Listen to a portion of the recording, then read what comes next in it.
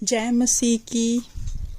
आज प्रभु का वचन हमारे लिए नीति वचन अध्याय 17 उसका 5वीं आयत। यहाँ पर हम इस प्रकार पढ़ते हैं, जो लोग निर्धन को ठट्टों में उड़ाता है वो उसके कर्तों की निंदा करते हैं। जो किसी की विपत्ति पे हंसता है वह निर्दोष नहीं ठहरेगा। यहाँ पर दो स्टेटमेंट्स हैं, जहाँ पर हम पहले जो निर्धन को ठट्ठों में उड़ाता है, जहाँ फिर जो गरीबों का मजाक उड़ाता है, वह लोग वास्तव में परमेश्वर की निंदा कर रहे हैं। बहुत से वक्त देखा जाता है जो अमीर परिवार के लोग हैं, बच्चे हैं, सब नहीं लेकिन कुछ कुछ, क्योंकि वो लोग अमीर परिवार में पले बढ़े हैं, उनके पास सब कुछ है, उन बातों का वैल्यू उनके पास नहीं है, इसलिए वो गरीब लोगों का, उनके दोस्त जो जिनके पास कुछ नहीं है, उन्हें देखकर उनका मजाक उड़ाते हैं। हो सकता है उनके पास बहुत लेटेस्ट चीज़ें हों, लेकिन जिनके पास नहीं है उनका मजाक उड़ाते हैं। ऐसे लोग वास्तव में परमेश्वर का मजाक उड़ा रहे हैं। हमें ये ध्यान देना है कि हम ऐसे झुंड में शामिल ना हों। अगर आज हमारे पास 2 वक्त का खाना है तो उसके लिए हमें परमेश्वर का धन्यवाद, उसकी महिमा करनी चाहिए, ना कि हमें दूसरों को देख के उनका मजाक उड़ाना है।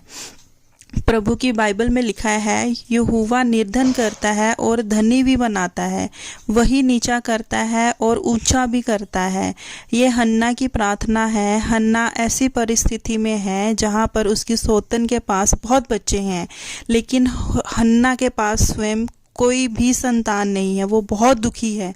लेकिन मेरे प्रियो, जब हन्ना की प्रार्थना सुनकर प्रभु उसको आशीष देता है, तो शिमोन के अलावा उसके पास 3 बेटे और 2 बेटियां भी रह जाती हैं। मतलब परमेश्वर इनको कितनी सारी आशीषों से भर देता है कि हन्ना यहाँ पे कहती है कि परमेश्वर है जो निर्धन करता है, परमेश्वर करता है जो देता है, उनका भी सबका करता जो है वो परमेश्वर है। परमेश्वर पक्षपात नहीं करता है, परमेश्वर सबका परमेश्वर है, निर्धन का भी परमेश्वर है, धनी का भी परमेश्वर है।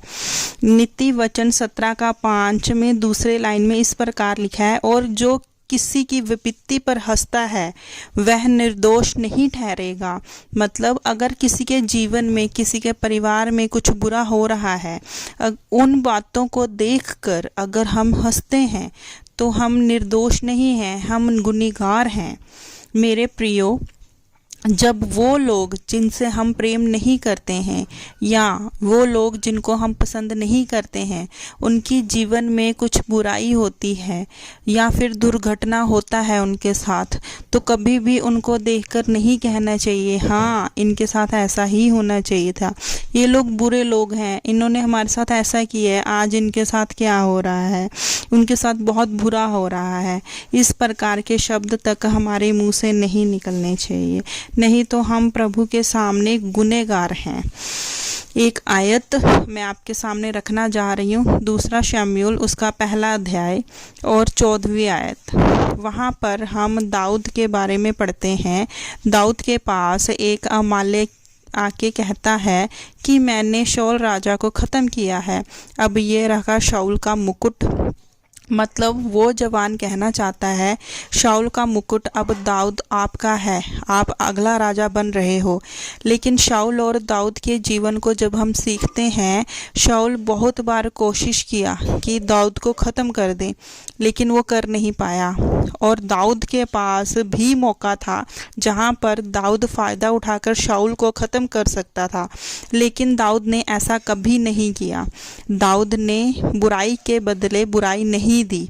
इनफैक्ट जो अमालेक की मुकुट लेकर दाऊद के पास आता है, दाऊद को खुश होना चाहिए, क्योंकि दाऊद के पास मुकुट आ गया था, वो अगला राजा बनने जा रहा था, वो राज्य बनने जा रहा था, उसके पास पूरा अधिकार है। लेकिन दाऊद वो अमालेक को देखकर गुस्से में कहता है कि यहोवा के अभिषेक को नष्ट करने के लिए, हाथ बढ़ाने के लिए तू क्यों नहीं डरा। मतलब दाऊद नहीं चाहता था कि शाऊल के साथ कुछ बुरा हो। शाऊल कौन है? वो राजा जो दाऊद को ख़त्म करना चाह रहा था, वो राजा जो चाहता था कि उनका खुद का बेटा योनादान राजा बने और दाऊद राजा ना बने। जब शाऊल के जीवन में विपत्ति आई, उस समय पर दाऊद खुश नहीं है, वो हंसता नहीं है, वो वहाँ पर राजा बनने की खुशी नहीं मनाता है। मेरे भाई और बहनों, दाऊद के जीवन से यह सीखना है कि जो लोग हमारे खिलाफ काम करते हैं, उनके जीवन में भी जब विपत्ति आता है तो हमें खुश नहीं होना, हमें हंसना नहीं है। नए नियम में इस प्रकार लिखा है, बुराई के बदले बुराई नहीं देना चाहिए। अगर कोई हमारा दुश्मन है जो हमें शराब देता है तो हमें उनके बदले में आशीष दें। अगर हमारे एक गाल पे मारता है तो हम उसे दूसरा गाल भी दें। ये है इच्छा जो हमें प्रभु यीशु मसीह ने दी।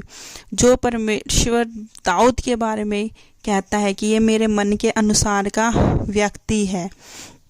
ये 9 निर्णय हम अपने जीवन में लें कि हम लोग गरीबों लोगों का मजाक नहीं उड़ाना है। और दूसरी बात, और जब किसी पर विपत्ति आता है तो हमें हंसना नहीं है। आइए हम आज का वचन यहीं ख़त्म करते हैं। धन्यवाद प्रभु यीशु आज की जीवन के लिए जो आज आपने हमें दिया, आज के रात के लिए जो आज आपने हमें दिया।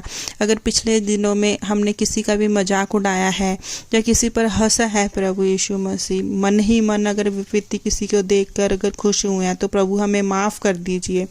तो हम यह जानते हैं कि आप सृष्टिकर्ता परमेश्वर हैं, आप हमें माफ़ करोगे। आपने सबको मनाया, आप सबका परमेश्वर हो प्रभु। हम आपके संतान हैं। जो भी लोग हमारे ऊपर, लोगों के ऊपर ठट्ठा करते हैं, मजाक उड़ाते हैं, उनको प्रभु यीशु मसीह क्षमा करना।